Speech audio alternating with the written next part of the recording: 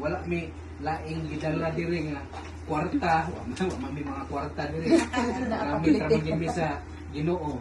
So maghalad ning pag-ampo sa imo nga i-sustain sa Ginoo imong kusog, taliwala sa imong paghigda diha karon. At least lantik pagyapon imong hunahuna nga makapasalamat sa Ginoo, makaampo sa Ginoo. So ang importante na ay kinabuhi. So sumala sa awit na to, hangtod may kinabuhi, hangtod may kusog, hangtod may gininhawa, sa ngabil ko humayaon ka. So makasulti ka, makahalad ka og mga pulong dito sa Ginoo, isulti ang tanang mga pasalamat sa Ginoo hangtod karon gitagaan pa ka og kinabuhi sa Ginoo.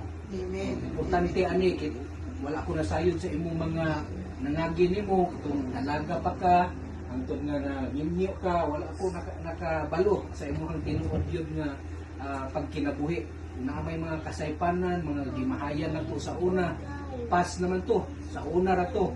Pero usahay man gud katong mga nabuhat na to kaniadto, usahay mo to say hinungdan nga makagapos ato ang kuna-una karon. So sa imuha karon nga pangidaron, kasagaran marikol siguro nimo ang imong kagahapon nga bisag nagmahay ka, wala nimo nabuhat unsay maayo, wala nimo nabuhat ang mga butang nga makapahimuot sa Ginoo, basig nabasulan to nimo karon gitagaan tag higayon sa Ginoo nga mo pasalamat sa kinabuhi nga iyang gi-extend sa ato. So nag-awit mo sa imuha para ma-ignite yung ka nga sa tanang panahon mulitok kita og pasalamat diha sa Ginoo. Dili lang sa panahon sa kalisdanan, bisan sa panahon sa kalipay, panahon sa pagmata, atong ilitok ang pagpasalamat sa Ginoo.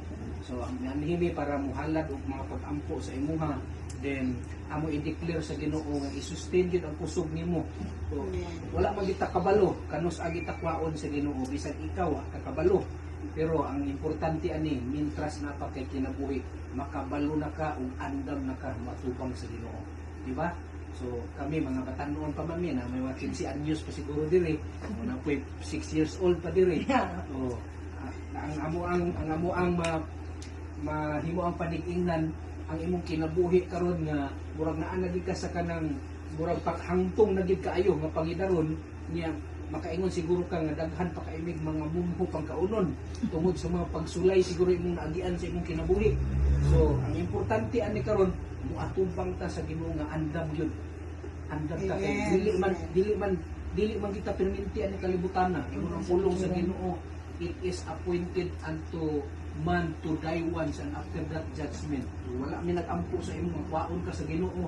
Ang among pag-ampo nga mintras naa pa kay ginhawa, imong isugid tanan sa Ginoo ang imong kagahapon ug hangtod karon. Imong isulti sa Ginoo para ready kita sa tanang panahon. Ako nagtuog yung ko nga kini atong gipuy-an nga kalibutan karon, high-tech naman kayo ron, wala siguro kakabalo nga high-tech na kay kalibutan karon, internet. Nakaingon yung ko nga, Lord, kung magdugay ko ani kalibutan nga magapos sa pagpakasala tungod aning mga high-tech karon sa kalibutan kay nanay instant na po ang pagpakasala. Daghan kay mga nanga-addict na karon, sukad nga wala si Duterte, daghan nga takdan sa mga adik-adik. So makaingon ko nga, Lord, kung matakdan na kalibutan aning daotan nga kalibutan, may mas maayo pakwaon na lang ko nimo. Nato sa una-una, wala to na akong giampo, pero nato sa una-una. Kung mawala man lang galing ko sa imong tiilan, mawala man lang galing ko sa imong presensya, naman galing ko'y panalangin na dawatan niya, more hinungdan na nawala ko sa imuha.